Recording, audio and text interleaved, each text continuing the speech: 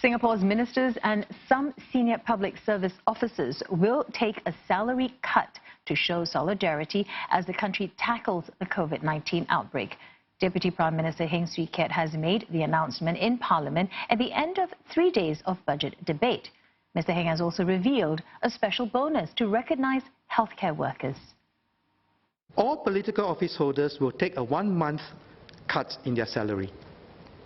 All members of Parliament will also take a 1-month cut in their allowance.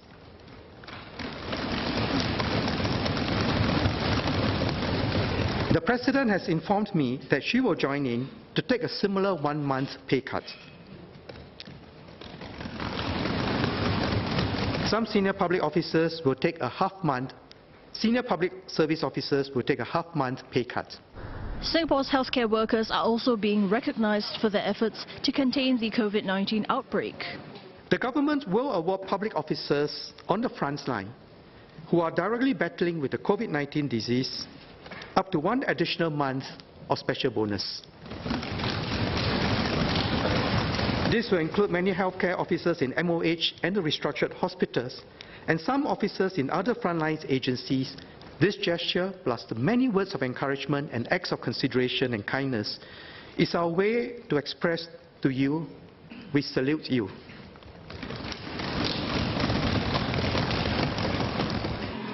During the budget debate, MPs asked if measures such as the $4 billion stabilisation and support package were enough to help businesses. Mr. Heng says the measures are appropriate in putting sufficient purchasing power back into the economy. He emphasised the focus on preserving and enhancing jobs. Job assurance schemes will allow workers to retrain, and employers will also receive help through the wage credit scheme. Sectors like tourism, accommodation and aviation are getting additional help, such as enhanced absentee payroll support for its workers. More than $200 million in support measures are also aimed at self-employed persons. Mr. Heng assured MPs that Singapore is ready to do more for businesses. If the outbreak becomes a worldwide pandemic and the global economic impact is deeper and longer, we have the fiscal resources to do so and the will to act. But for now, let's go forth and make the fullest use of the support available out there before we review what more needs to be done. Mr. Heng told Parliament Singapore will face other future challenges beyond COVID-19. He says the country needs to have the resources to meet these challenges and unexpected events. That's why there was the need to raise the goods and services tax. Some MPs suggested other methods of raising revenue instead of increasing taxes.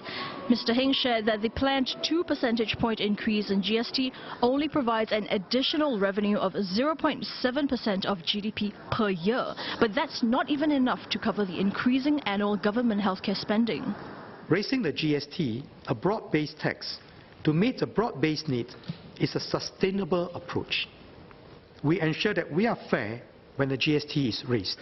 Through the assurance package, we will effectively delay the increase for almost all Singaporeans by at least 5 years. And over and above the transitional support, the permanent GST voucher will further help the lower and middle income. Mr. Heng says Singapore's past reserves were not used in funding these support measures, and it's important to safeguard the reserves for the future. He added that future generations will also reap the benefits from the decisions made today. This includes Singapore's plan to mitigate climate change. The $5 billion Coastal and Flood Protection Fund is only the first step. We will update our commitment to the Paris Agreement and submit our long-term low-emissions development strategy to contribute efforts to mitigate climate change. MTI and MUWA will prepare our economy and society for the low-carbon transition by working with various stakeholders and partners to reduce our greenhouse gas emissions and seize opportunities in the circular economy. Mr. Heng emphasised that these goals will take a whole-of-society effort to see the long-term investments bear fruit.